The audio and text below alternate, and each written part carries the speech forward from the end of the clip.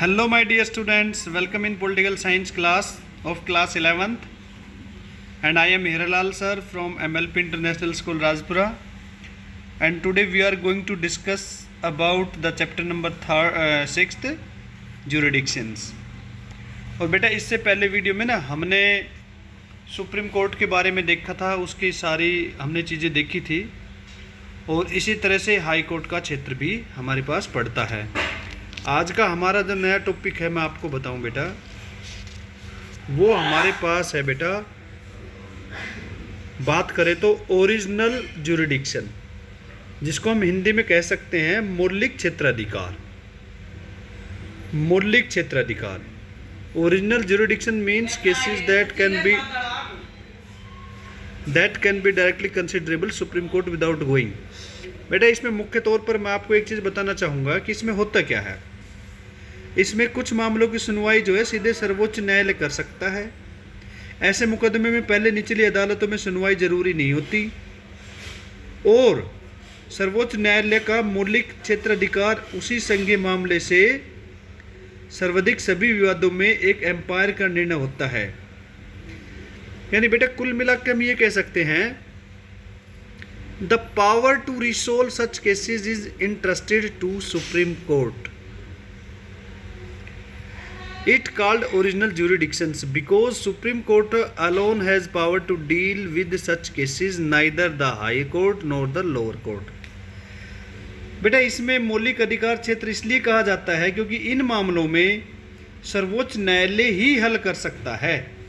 इनकी सुनवाई न तो उच्च न्यायालय और न ही हमारे जो छोटे न्यायालय डिस्ट्रिक्ट कोर्ट वगैरह जो है उसमें हो सकती है, बल्कि संविधान में दी गई और राज्य सरकारों की शक्तियों की व्याख्या भी ये करता है।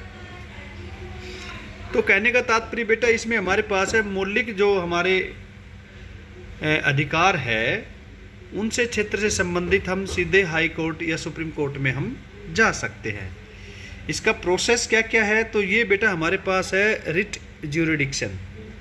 रिट ज्यूरिडिक्शंस को हम कहेंगे कि रिट संबंधित क्षेत्र अधिकार।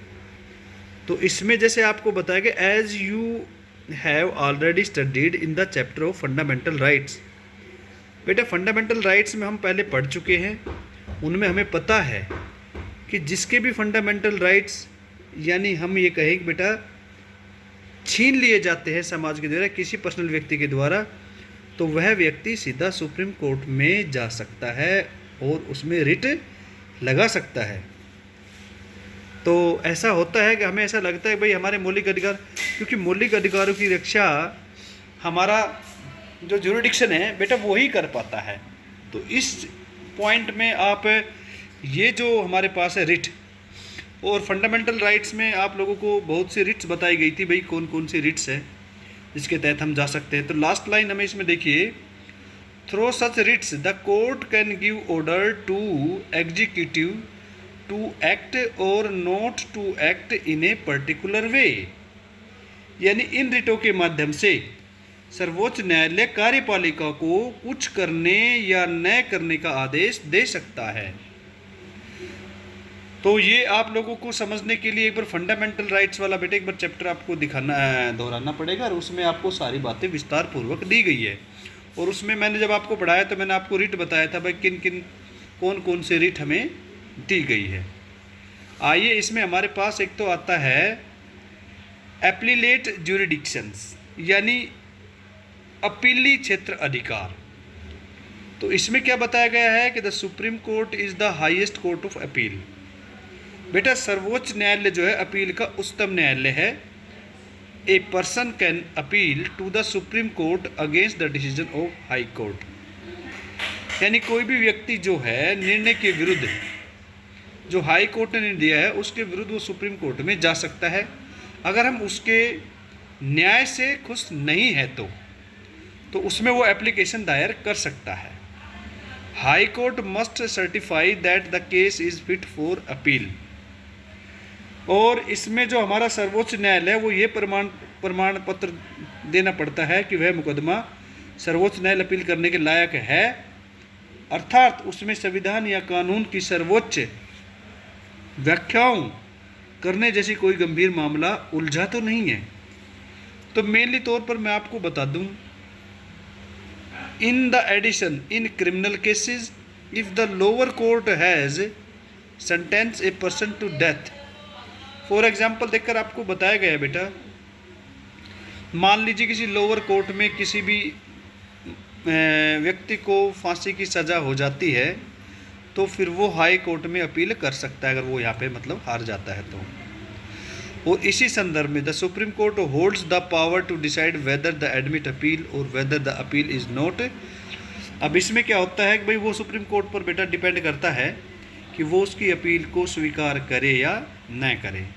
इसमें आप लोग देखते हो कि जब पहले हम कोर्ट में केस लड़ते डिस्ट्रिक्ट कोर्ट में, तो यहाँ पर हम अगर मान लीजिए केस हार भी जाते हैं तो हम ये भी होता है कि हम डायरेक्ट सुप्रीम कोर्ट चले जाएं या फिर हाई कोर्ट से प्रमाण पत्र लेकर हम फिर सुप्रीम कोर्ट जाएं। तो ये डिपेंड करता है किस पर, ये डिपेंड करता है कि भाई सुप्रीम कोर्ट उस बात को स्वीकार करता है या नहीं करता है। इसमें लास्ट हमारे पास आया है एडवाइजरी ज्यूरिडिक्शन। एडवाइजरी ज्यूरिडिक्शन का मीनिंग होता है बेटा सलाह संबंधी क्षेत्र अधिकार, सलाह संबंधी क्षेत्र अधिकार। तो इसमें मैं आपको एक चीज़ बता दूं कि इन एडिशन टू ओरिजिनल और appellate jurisdiction the Supreme Court of India possess advisory jurisdictions also, यानी मौलिक और अपीली क्षेत्र अधिकार के अतिरिक्त सर्वोच्च न्यायालय का परामर्श संबंधित क्षेत्र अधिकार भी है, यानी परामर्श वो दे सकता है। कैसे? जैसे इसके अनुसार भारत का राष्ट्रपति लोकहित या संवैधानिक व्याख्याओं से संबंधित किसी विषय को सर्वोच्च न्यायालय के पास परामर्श के लिए भेज सकता है, लेकिन न तो सर्वोच्च न्यायालय ऐसे किसी विषय पर सलाह देने के लिए बाध्य है और न ही राष्ट्रपति न्यायालय की सलाह मानने को। यानी ये तो दोनों का क्या होता है बेटा, सलाह राष्ट्रपति ले भी सकता है लेकिन बाध्य नहीं है, और ना ही बाध्य फिर हम कहें क्या न्यायालय भी है। When what then it utility of the advisory, इसके बारे में बताऊं। फिर सर्वोच्च न्यायालय के परामर्श देने की शक्ति की क्या उपयोगिता है? तो बेटा इसके दो उपयोग है। पहली, इससे सरकार को छूट मिल जाती है किसी महत्वपूर्ण मसले पर कार्रवाई करने से पहले यह अदालत की कानूनी राय जान ले और इसके बाद से कानूनी विवाद से बचा जा सकता है। दूसरी, सर्वोच्च न्यायालय की सलाह मानकर सरकार अपने प्रस्तावित निर्णय या विधेयक में समुचित संशोधन कर सकती है।